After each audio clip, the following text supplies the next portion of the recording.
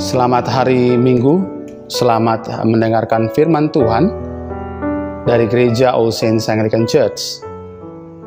Tema kita hari ini yaitu pembawa sukacita. Namun sebelumnya, mari kita berdoa.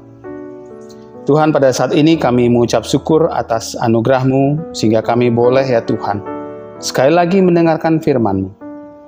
Mendekati ya Tuhan tahun baru, biarlah kami ya Tuhan melihat bahwa hidup kami masih bisa bersukacita dan bahkan membawa sukacita daripada-Mu. Di dalam nama anak-Mu Yesus Kristus kami telah berdoa. Amin. Di suatu pagi saya mengendarai motor menuju gereja dan melihat seorang pengendara motor lainnya mengendarai motornya dengan box es krim terkemuka yang bertuliskan "We deliver joy." Kami membawa sukacita. Lalu saya berpikir, wah hebat ya, es krim bisa membawa sukacita dan penjajah es keliling ini membawa sukacita. Tapi benarkah saat Anda dan saya menerima es krim merek tertentu akan membuat kita bersukacita? Mungkin tidak demikian bagi yang tidak begitu suka es krim. Tapi buat anak-anak kita mungkin berbeda. Karena itu pertanyaannya kepada kita masing-masing adalah, apa yang membuat Anda dan saya bersukacita? Secara menyeluruh, bukan berbeda-beda. Hari ini kita belajar tentang apa yang seharusnya membuat sukacita hadir dalam hidup kita, dan apakah yang bukan sukacita itu sekaligus ada di dalamnya. Apakah saya mengalami sukacita dalam hidup sehari-hari, atau apakah sukacita saya bergantung pada hal-hal yang berjalan lancar dalam aktivitas keseharian saya? Apakah ada sukacita di tengah pandemi? Hari ini kita juga akan belajar menjadi pembawa sukacita dalam Tuhan. Jika kita menanamkan hidup yang bersukacita dan membagikan sukacita itu dalam tindakan keseharian kita. Sukacita hanya ada di dalam Tuhan, karena segala perkara dapat kita tanggung bersama Kristus yang memberi kekuatan kepada kita. Yang pertama-tama, tanamkan hidup yang bersukacita. Sekali lagi, tanamkan hidup yang bersukacita. Jadi akhirnya saudara-saudara, semua yang benar, semua yang mulia, semua yang adil, semua yang suci, semua yang manis, semua yang sedap didengar, semua yang disebut kebajikan dan patut dipuji, pikirkanlah semuanya itu. Kata Ibrani untuk sukacita, salah satunya mengungkapkan kegembiraan yang luar biasa. Dan seperti dalam Amsal dan Yeremia, kata yang digunakan simcha. Ini dapat diterapkan pada kualitas yang melekat pada pikiran atau hati dan karakter seseorang. Sekali lagi, kualitas yang melekat pada pikiran atau hati dan karakter seseorang. Karena itu dapat dimengerti bahwa pikiran kita adalah tempat di mana kita menanamkan hal-hal yang dapat mendatangkan sukacita dalam hidup kita. Teks Alkitab hari ini meminta kita untuk menghadapi apapun juga dengan memikirkan hal yang benar, adil, suci, manis, sedap didengar, kebajikan, dan patut dipuji. Ini menunjukkan bahwa pikiran adalah medan perang kita. Kata semua di situ, di ayat 8 berbicara tentang jumlah dan kualitas apa yang kita perlu pikirkan. Berkaitan dengan pandemi yang sekarang ini masih kita hadapi, kita telah dengar berbagai berita tentang apa akibatnya jika kita menggunakan vaksin yang ada. Berita yang kita temui di sosial media itu cenderung banyak yang negatif. Di salah satu negara tetangga Indonesia, suntik vaksin ini digunakan sebagai objek turis. Namun di negara plus 62 ini, Indonesia, berita buruk tentang vaksin itu cepat menyebar sehingga membawa keengganan bahkan menghentikan niat seseorang untuk menerima vaksin ini. Ini contoh tentang kekuatan pengaruh pikiran kita yang dibombardir dengan berita yang buruk itu dapat membuat pikiran kita dikuasai dan bahkan mengendalikan juga tindakan kita.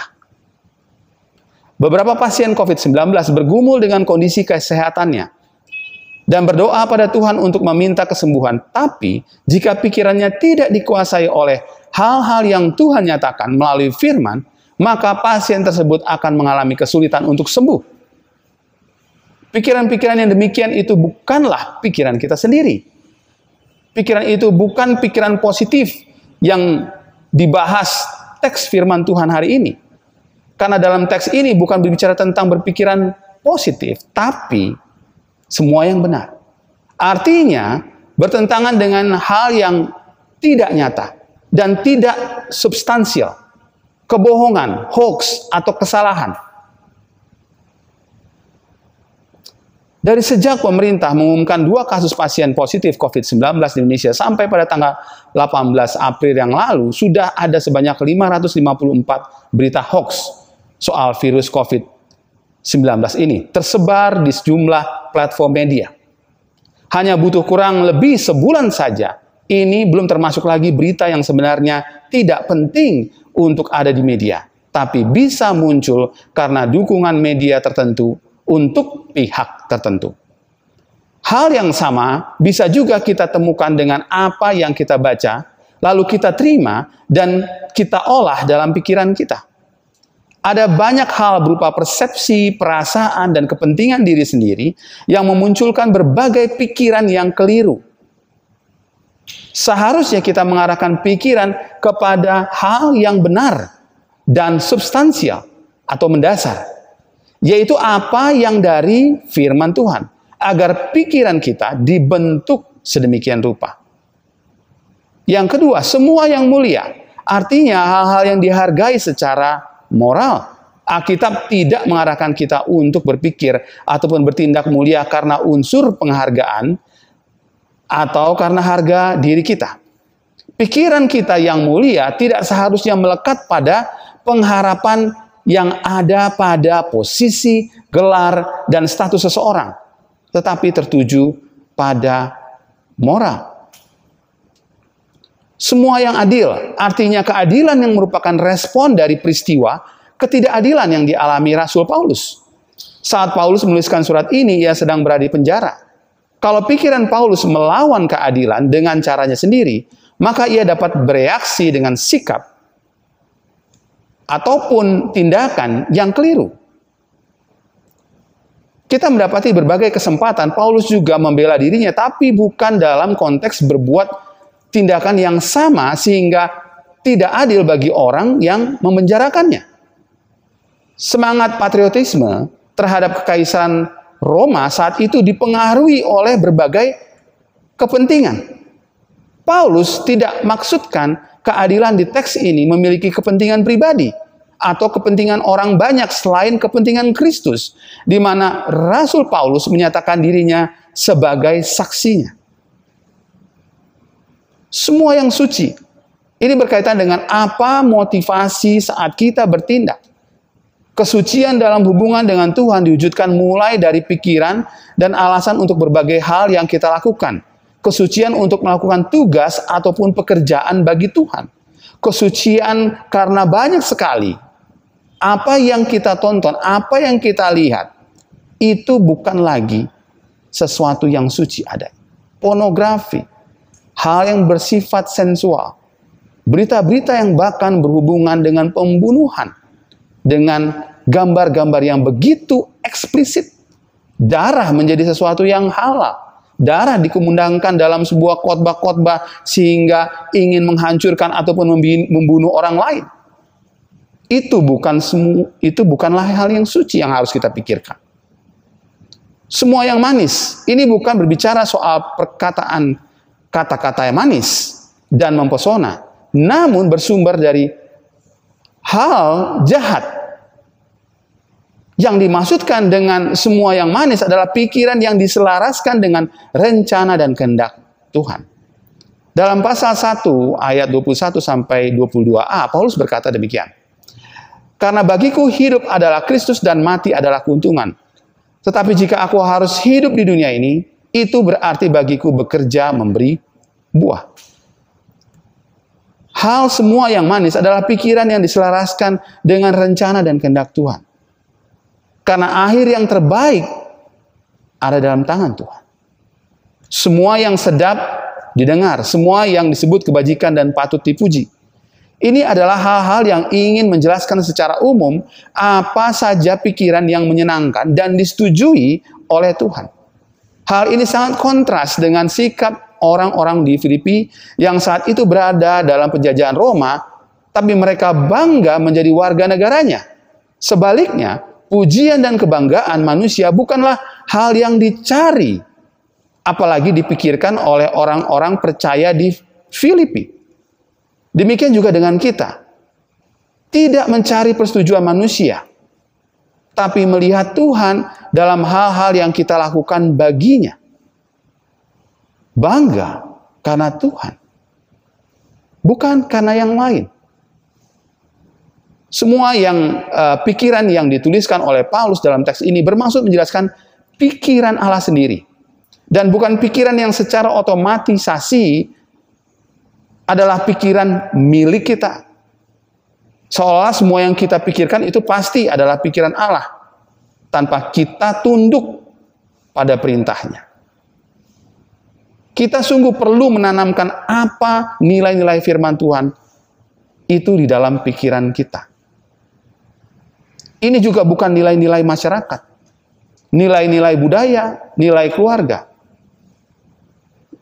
Keluarga kita yang tidak sama sekali berkaitan dengan identitas, kebanggaan diri kita. Oh, saya suku ini. Oh, saya bangsa ini. Oh, saya memiliki budaya ini. Selain Tuhan. Ya, ini Filipi pasal 1 ayat 6. Ia yang memulai pekerjaan yang baik di antara kamu akan meneruskannya sampai pada akhirnya pada hari Kristus Yesus. Karena Dia, pikiran kita yang diisi sehingga kita mengerjakan hal-hal sebagaimana pikiran yang manis, yang sedap didengar, yang mulia tadi. Semua pikiran-pikiran itu. Yang kedua, bagikan hidup yang bersukacita. Kita membagikan hidup yang bersukacita melalui tindakan keseharian kita. Di ayat yang ke-9 jelas dikatakan, dan apa yang telah kamu pelajari, dan apa yang telah kamu terima, dan apa yang telah kamu dengar, dan apa yang telah kamu lihat padaku, lakukan itu. Maka Allah sumber damai sejahtera akan menyertai kamu. Pada ayat 9 kita menemukan kata damai sejahtera. Juga ayat sebelumnya, yaitu di ayat 7. Hal ini menegaskan hubungan damai sejahtera yang membawa sukacita. Sukacita tidak dapat hadir tanpa damai sejahtera. Hal yang menjaga damai sejahtera dalam hidup kita adalah melakukan apa yang kita pelajari, apa yang telah kita terima, dan apa yang telah kita dengar, dan apa yang telah kita lihat dari mereka yang memberi teladan yang baik bagi kita. Contohnya Paulus. Ada koneksi antara pikirkanlah di ayat 8 dengan lakukanlah di ayat 9. Karena kata pikirkanlah merupakan hal-hal yang kita refleksikan dan izinkan agar kualitas hidup ini membentuk perilaku Anda dan saya. Dan disinilah damai sejahtera akan mengalirkan sukacita. Yaitu saat kita melakukan apa yang sesuai dengan pikiran Kristus. Jadi bukan karena kita sudah damai, kita tidak melakukan firman Tuhan. Dan saat kita melakukan, justru kita akan mendapatkan sukacita itu. Itu yang dimaksudkan oleh firman Tuhan. Jadi kalau kita merasakan damai tapi kita tidak melakukan firman Tuhan, apalagi kita merasakan ketakutan, maka saat itu sebenarnya sebagai satu tanda yang kita tidak lagi melakukan firman Tuhan. Mungkin kita agak tergetar, tetapi kita tahu ada satu sukacita ketika kita melakukannya. Di saat pandemi ini, tidak sedikit orang yang berpikir tentang Tuhan yang memberi perlindungan dan kesembuhan. Banyak yang merefleksikan, tapi yang Tuhan inginkan untuk diri mereka adalah berubah. Mereka tahu bahwa saat seperti ini membuat mereka lebih berserah. Mungkin kita juga demikian. Tidak mengandalkan kekuatan diri sendiri dan menyadari tidak banyak yang bisa kita lakukan. Tapi pada kenyataannya setiap tindakan kita masih melakukan sesuatu yang bertentangan dengan kehendak ataupun firman Tuhan. Masih tidak sesuai dengan pikiran yang benar, adil, suci, manis, sedap didengar, semua yang disebut kebajikan. Dan patut dipuji dalam perilaku keseharian. Baik dalam rumah tangga, lingkungan, pekerjaan, maupun pelayanan. Seperti hanya ada dalam pikiran, hanya di dalam awang-awang, tetapi tidak di dalam tindakan. Dan kemudian kita harus melihat bahwa sebenarnya membagikan hidup yang bersukacita itu juga melalui segala perkara yang kita tanggung melalui Kristus. Sukacita tidak membuat semua perkara itu menjadi begitu mudah. Tetapi perkara apapun, kesulitan apapun, kita tanggung bersama Yesus dan di dalamnya kita bersukacita. Dan itu yang dinyatakan oleh Paulus di dalam ayat 10 sampai 13 di pasal 4 ini. Kita dapat melihat Paulus bersukacita dalam Tuhan, itu dikatakan. Ada satu hal yang membuat kita semua saat ini sulit bersukacita. Yaitu pandemi COVID-19. Mungkin kita mulai mengukur diri pada skala apa kita merasa kesulitan dan menderita dibandingkan dengan orang lain. Mungkin kita bilang saat ini saya di PHK sementara teman saya masih bekerja. Mungkin kita bilang saat ini saya ada di rumah sakit, atlet, sementara teman saya merayakan Natal dan Tahun Baru bersama keluarga kemarin. Mungkin kita mengatakan bahwa kita tidak bisa bertemu dengan keluarga besar, sekaligus merayakan acara Tahun Baru, tetapi orang lain bisa. Paulus tidak bersukacita karena sebuah kondisi seperti keadaan kita yang tidak bersukacita karena pandemi. Paulus berada di penjara karena pemberitaan Injil dan ia tahu sukacita dalam Tuhan bukan karena kondisi isolasi. Paulus tidak menginginkan dirinya di penjara, sama halnya dengan kita saat ini tidak menginginkan diri kita terisolasi karena pandemi. Tidak ada satupun dari kita yang ingin terpuruk secara ekonomi sampai membuat kita harus berhutang apalagi masuk penjara.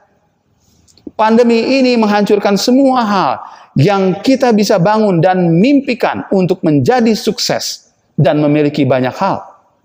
Pandemi membuat kita berhenti menikmati banyak hal. Tapi kita belajar dari Paulus bahwa sukacita ada dalam Tuhan itu bersifat terus-menerus. Pandemi mengajarkan kita untuk bersukacita dalam Tuhan dengan mencukupkan diri.